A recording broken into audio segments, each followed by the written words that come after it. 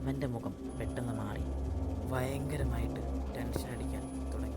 Hello guys, ഞാനാണ് നിങ്ങളുടെ സ്വന്തം ബട്ടു. നമുക്ക് നമ്മുടെ വീട്ടിൽ കിടന്നാലോ? നമുക്ക് നമ്മുടെ വീട് കിടക്കുന്ന മുമ്പ് എല്ലാവരും ബട്ടു എന്ന് കമന്റ് ചെയ്താൽ എനിക്കൊരു സർപ്രൈസ് ഉണ്ട്.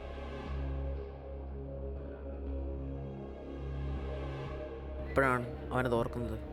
ഇത്രയും നേരമായിട്ടും അവൻ ആ പാലം കടന്നിട്ടില്ല. അവൻ അവിടെ എന്തൊക്കെയോ പ്രശ്നങ്ങൾ തോന്നാൻ തുടങ്ങി. അവൻ എന്ത് ചെയ്യണമെന്നറിയാൻ നിൽക്കാൻ തുടങ്ങി. അവൻ തീരുമാനിച്ചു സൈഡിലുള്ള വഴി കൂടെ താഴോട്ട് ചാടി രക്ഷപ്പെടാമെന്ന്. അവൻ ആ പാലത്തിൻ്റെ മണ്ടയിൽ നിന്ന് എടുത്ത് ചാടി. താഴെ ഒരു റോഡായിരുന്നു. പക്ഷേ അവൻ വീണ പാടെ അവൻ്റെ ഒരു വെള്ളത്തിൽ വീണു. അവൻ അവിടെയുള്ള ഒരു മീനിനെ തൊട്ടു. അവൻ പെട്ടെന്ന് പിന്നെയും ആ പാലത്തിനെത്തി. അവൻ ഞെട്ടിപ്പോയി. ഇതെന്താ ഇങ്ങനെ സംഭവിക്കുന്നത് വിചാരിച്ചു. അവൻ എന്ത് ചെയ്യണമെന്ന് അറിയാതെ അവിടെ നിന്നുപോയി. പെട്ടെന്നാണ് അവൻ്റെ മുന്നിൽ പിന്നെയും ആ വെള്ളക്കാർ വന്നു നിന്നു. അയാൾ പിന്നെയും ഇവനോടൊന്ന് ചോദിച്ചു, ഹേയ് കൊച്ചുകാർക്ക, നിനക്ക് ലിഫ്റ്റ് വേണോ?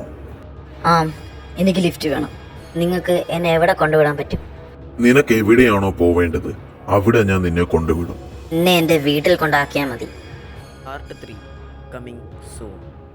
ബട്ടുവിന് ഇഷ്ടപ്പെട്ടവരെല്ലാം ബട്ടു എന്ന് കമന്റ് ചെയ്യുക. ആ ഗിഫ്റ്റ് നിങ്ങൾക്ക് എപ്പോഴും കിട്ടും. അത് കിട്ടണമെങ്കിൽ സബ്സ്ക്രൈബ്, ലൈക്ക്, ഷെയർ എല്ലാം ചെയ്യുക.